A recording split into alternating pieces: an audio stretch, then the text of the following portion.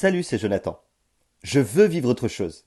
Alors moi, je suis de ceux qui pensent qu'il faut voir loin. Il faut espérer, croire, vivre plus. Il faut être ambitieux. Vouloir vivre et remporter des défis, prendre des responsabilités. Mais attention, à la force de vouloir toujours vivre autre chose, tu peux avoir du mal à apprécier et vivre ton présent.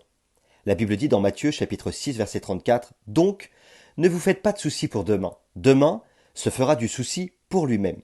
Et la fatigue d'aujourd'hui suffit pour aujourd'hui. Et tu sais quoi? Le danger dans tout ça, c'est de regarder ce que les autres vivent et que toi tu ne vis pas encore. Ou encore de vouloir vivre quelque chose de plus fort, de plus grand, sans prendre le temps d'apprécier ce que tu vis aujourd'hui et de t'épanouir dans la saison dans laquelle tu es. Ce que je veux dire par là, c'est que j'ai connu plein de gens regretter leur présent et aspirer à un meilleur avenir. Et je crois que c'est bien, dans le sens où ça va te pousser à aller plus loin, à te dépasser. Mais n'oublie pas que si Dieu t'a amené à ce présent, à ce que tu vis aujourd'hui, c'est d'abord parce que tu dois l'apprécier pleinement et que tu le vives pleinement.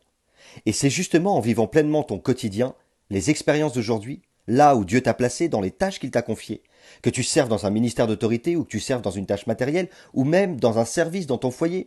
Projette-toi, aspire à vivre plus, à vivre mieux. Mais n'oublie pas, ton présent est important.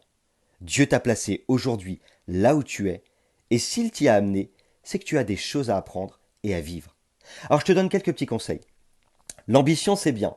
Si elle ne te fait pas oublier tes responsabilités présentes. Ce que je veux dire par là, c'est que parfois, à la force de vouloir vivre toujours autre chose, eh bien, tu peux être démoralisé dans ton présent, dans ce que tu fais. T'as plus l'envie, et donc t'es moins efficace, et parfois même, tu peux en oublier l'essentiel.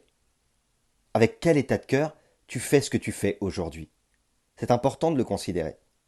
Je sais par expérience que c'est pas évident, lorsque tu as envie de vivre autre chose, de te concentrer sur ce que tu vis dans ton présent.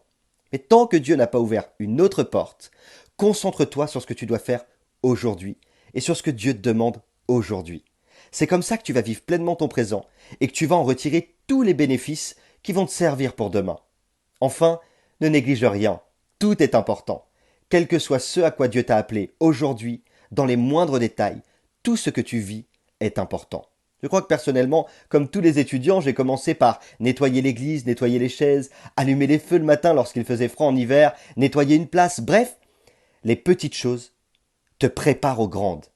Alors, surtout, ne néglige rien. Je termine en disant que tout a de la valeur.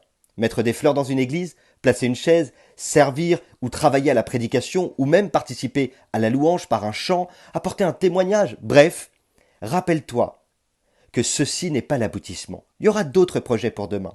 Mais en attendant, concentre-toi sur ce que tu fais aujourd'hui, car c'est ça qui en fait toute la valeur. N'oublie pas, Dieu a mis son potentiel en toi.